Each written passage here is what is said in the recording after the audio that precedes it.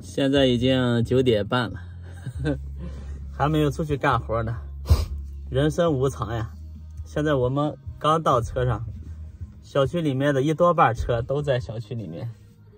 我们这里虽然是没有风控，但是有那个密接，所以现在啥活也不能干，啥活也不好干，物流都回不来。然后我们现在基本上就属于那种失业状态。现在有一个马桶，我们去装一个马桶。现在能干的活呢，都是之前货已经到了，但是没有安装的。这家的去年双11采购的，现在都囤在厨房里。这家的这个马桶呢，已经反复的打过好多次电话了，今天终于能装了。拆箱以后，第一个要检查的是否有破损，然后把这个水管接上。客户家这边把水关了，把之前的旧角阀呢拆掉，这个也可以征求客户的同意，如果他用这个旧角阀也可以不拆。马桶自带的这个角阀呢，这个丝口是比较光滑的，然后我们缠上生料带试一下。按我的经验呢，这个缠好生料带拧的时候，这个生料带会退的。现在我们缠好了，先试一下。退生料带它是一种什么感觉呢？就是我们在拧的时候，你会发现角阀能拧得进去，但是生料带它不动，它就卡在那里就不动了。你角阀不管拧多深，它生料带就不往里边进。就这样安装上去的话，大概率它是会漏水的。拧的时候呢，你手的感觉就是它不是越拧越紧的那种状态，感觉永远都是那么松弛的。现在我们拆下来看一下。这个生料带呢都淤到后边了，然后丝口上呢是没有生料带的。像这样的大概率就是会漏水，所以这个生料带还得重新缠。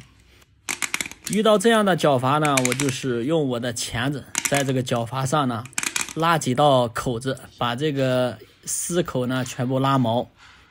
这是拉毛以后的效果。我们看一下刚才我们拆的这个角阀，这个角阀呢就是出厂的时候已经开好的口，这个是比较均匀的。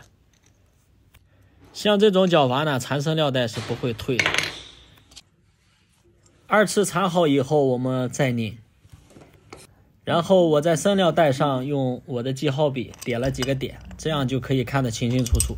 角阀在动的时候，生料带跟着一起进。这样拧好的角阀呢，才能确保万无一失。提前套好阀栏，然后我们就能确定这个下水管又预留的高度。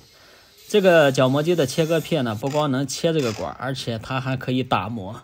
打磨的速度呢是非常快的，它是切磨一体的。安装地面呢，清理干净，我们这个马桶直接对口。对口的话，就是用手可以感觉口对在正中心，然后下压。然后慢慢的揉，把这个马桶给它完全压下去。接好水管呢，这样就可以提前试水了。安装马桶的时候，大家有没有遇到？很多人就说这个马桶你放正了嘛？怎么判断它正不正？我们是这样量的：水箱和后墙平行即可。安装马桶盖的3件套，其实原理呢就类似于膨胀螺丝、膨胀管。这个膨胀管呢塞到马桶里。膨胀管我们塞不进去，用锤子扎，这个可不敢。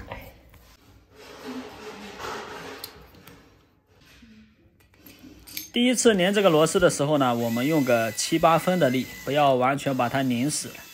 因为套上马桶盖的时候，这个马桶盖要进行一个调节、调正。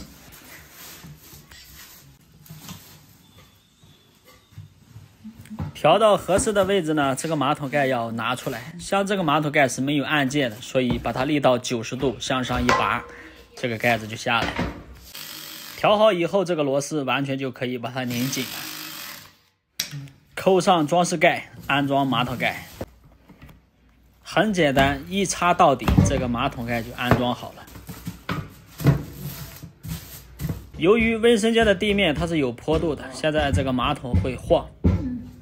在我包里找出一根老祖宗留下的筷子，把这个筷子用刀子削成一个斜坡度。专业用语的话，这个应该叫木楔子。把这个木楔子就塞到马桶最低的这个位置，称好了以后，这个马桶就不会晃荡。晃荡的这个问题就解决了。打胶之前，我们先上水冲水，